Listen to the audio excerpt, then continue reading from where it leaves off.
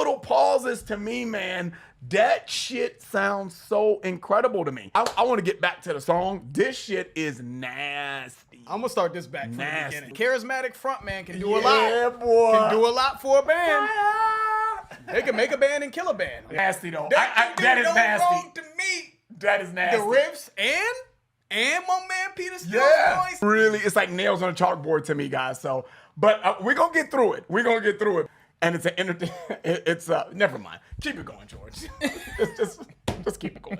Check us out on Patreon, guys, where we give you our exclusive access to all of our videos, 186 videos and counting. Bangers too, though. Bangers. You know, nothing too shabby. I mean, I don't know, like a Led Zeppelin marathon. We got Metallica on there, some Megadeth stuff. You know, I'm just saying, just throwing that out there, man. What's up, guys? Your boys are back. I'm Ryan, my man, George. Yeah, what's up, guys? How you living out there? Shout out to the free thinkers, of course. Shout out to everybody out there that's been rocking with the channel. As always, make sure you like, subscribe, hit the notification bell. Make sure it's set to all so you get all our videos as they drop. Up and coming artists, man, you know what to do. Click the link in the description. If you got a full song you want us to do, we can do that. Or we can place you in the front of one of our up and coming videos. We do about 60 seconds of your song. Either way, the information will be down below, man. All right, man. And speaking of new artists, up and coming artists, man, on the channel, man, what we got? Seth N Violence today? Yeah, Seth N Violence, man. Big shout out to Seth, part of our artist spotlight series that we've been putting on the channel, where we give up and coming artists a little bit of shine, man. People who are just working hard, trying to achieve their dreams. You know, we give them a little spotlight here. So a little bit about Seth N Violence. So he's from Shaolin. Seth is from Staten Island, New York. Shaolin, baby. You know what I mean? And he's best known as the drummer for an American hardcore band. I think it was 25 to Life. Okay. And 1 for 1, Homicidal, and Fat Nuts. So he's just been doing drums for various bands, it looks like. Okay. And this particular song is an interesting thing here, because he even said to us in the email, he's like, you know what, I don't even know how to classify this song. I don't even know if you could really put it in a specific genre. But the song was released on April 5th. You know what I mean? So make sure you guys check out the information. If you guys enjoy, obviously, what you hear today, make sure you check out the information that we have for this song on Spotify and all the other, you know, the platforms here. It was released on April 5th, and the album was released on April 20th, it looks like. You know what I mean? So the album is available, you know. So, and he said everything was written, performed, and produced by him. So Seth did it all. But yeah, let's get into it, man. Seth N Violence. The song is called Gravedigger.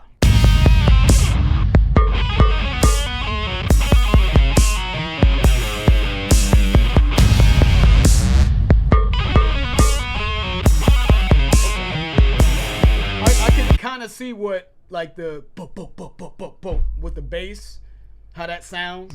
I'm trying to think of, like, you know, what is the bass heads, the bass fiends, or whatever that Ryan used to listen to back in the day. Ryan used to listen to something called Bass Patrol. Them little bass tapes. Bass fiends. That's basically what it is. Bass fiends. Bass fiends, bass heads. I could hear that bass note knocking in the background, and then I'm hearing right, metal like guitar. So interesting. I just wanted to point that out.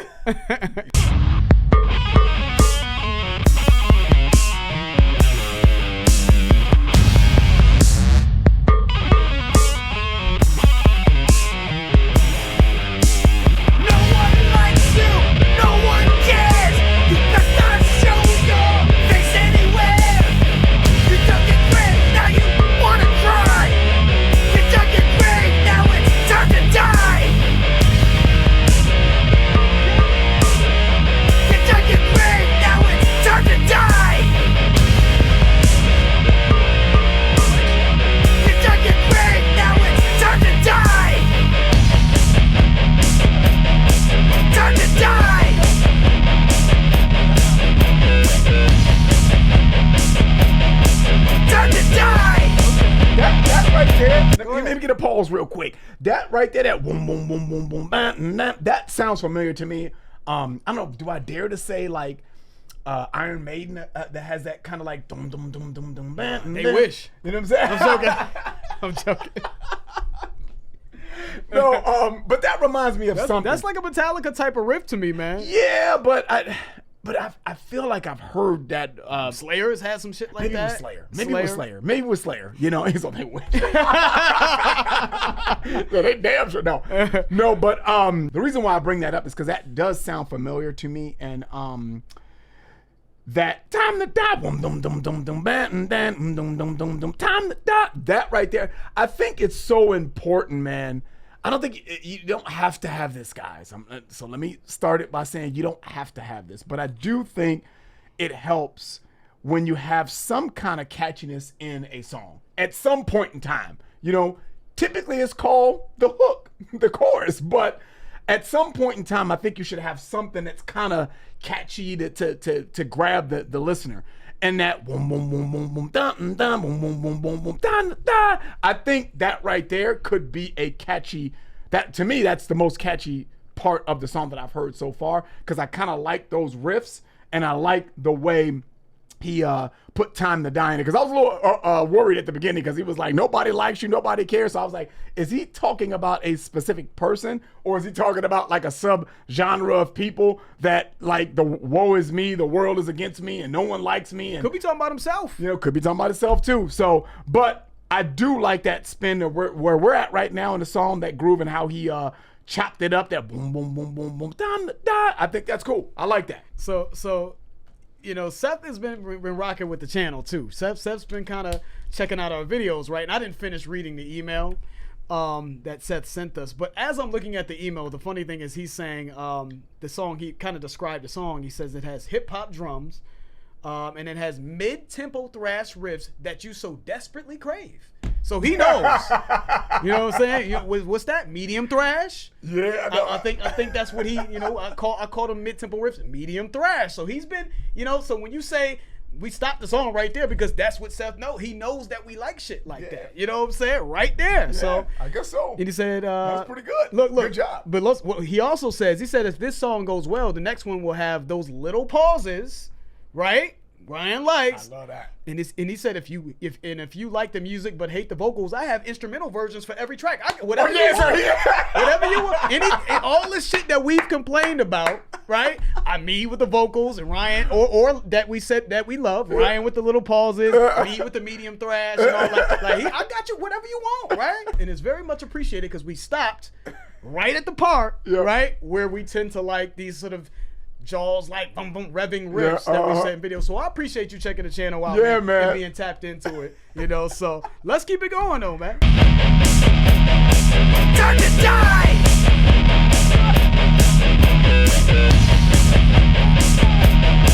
Time to die.